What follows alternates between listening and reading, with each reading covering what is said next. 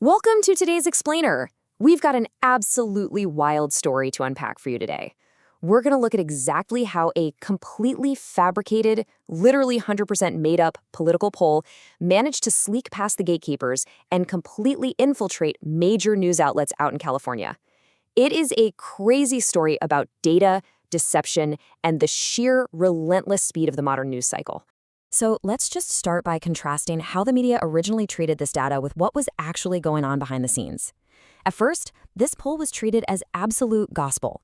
Outlets were taking it as hard empirical fact. But the reality, which was later reported by Fox News, was that the results were completely false, untrue, entirely made up. I mean, not a single data point in the whole thing was real. All right, let's get into Section 1, a bombshell mayoral poll and swallowing the hook. Now, the sheer scale of the claim they were making was staggering. A very legitimate-sounding company drops a poll claiming that incumbent Mayor Bass holds this massive, commanding 12-point lead over Councilwoman Rahman. And side note, the reporting source specifically described Rahman as a Democrat socialist. But anyway, a 12-point lead in a major race. That's a massive headline. It is exactly the kind of juicy, dramatic data that political reporters are constantly hunting for, right? It shapes the whole narrative. And because those numbers looked so incredibly compelling, millions of voters were misled. TV stations, social media platforms, even a major newspaper, they all swallowed this hook, line, and sinker. They took the bait without doing any independent verification whatsoever. So this completely fake information just flowed seamlessly from some unknown polling company directly to the public through these trusted megaphones. Which brings us to Section 2, the absurd red flags hiding in plain sight. This right here brilliantly illustrates the absurdity that the media somehow completely missed. Buried in this data was the incredible claim that 85% of Spencer Pratt voters were backing Mayor Bass. Yes, Spencer Pratt, the reality television star.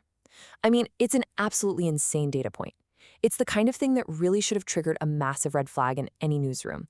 But, incredibly, the data got published anyway.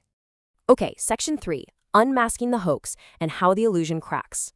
You know, the illusion was super effective at first, but it was also incredibly fragile. The entire facade instantly cracked the very moment someone actually did the basic legwork. The LA Times finally picked up the phone and just called the polling company directly. That's it. A simple phone call was literally all it took to bring this entire house of cards tumbling down. And when they made that call, the company on the other end of the line, a group calling themselves Median Strategies, well, they didn't even try to hide it. They didn't double down or anything. They immediately admitted that the entire poll was a complete hoax. Median Strategies was just a fabricated company responsible for this whole media circus. Moving on to Section 4, a social experiment. Why did they actually do it? Median Strategies confessed it was nothing more than a social experiment. They designed this whole stunt specifically to expose the media's dangerous lack of independent verification.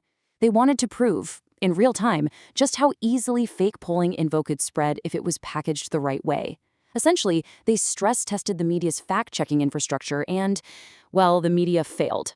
To further prove that this was purely an experiment, Median laid out a few specific claims. They stated they weren't seeking publicity for themselves, and they were actively declining interviews. They confirmed nobody got paid for the project, and perhaps most importantly, they claimed they had absolutely no affiliation with any political candidate, any PAC, or any party. They had no dog in the fight. They just wanted to expose a systemic flaw. And that leads us to our final part, Section 5, the danger of speed and media vulnerabilities. This experiment unequivocally proved its point by exposing the simple mechanics of modern misinformation. Step 1, set up a legitimate-looking website. Step 2, push out a professional-sounding news release. Step 3, the media publishes it immediately. It really doesn't take much more than a slick digital footprint to inject completely fake data directly into the media bloodstream. According to the reporting from Fox News, the root cause of this massive failure is the intense pressure to publish inside modern newsrooms. The demand for constant 24/7 content is so high that taking the necessary time to actually verify facts, like, making a single phone call to check on Spencer Pratt voters, is often seen as a luxury that media outlets feel they just don't have. They are prioritizing speed way over accuracy. Which leaves us with this final provocative thought for our explainer today. If major newsrooms with full teams of producers, editors, and journalists can fall for a completely fabricated poll just because it looks legitimate on the surface, would you? As consumers trying to navigate this crazy, fast-paced media landscape, we really have to ask ourselves, how can we sharpen our own independent verification skills so we aren't the next ones fooled? Thanks for joining me to unpack this one, and hey, always remember to double-check the data.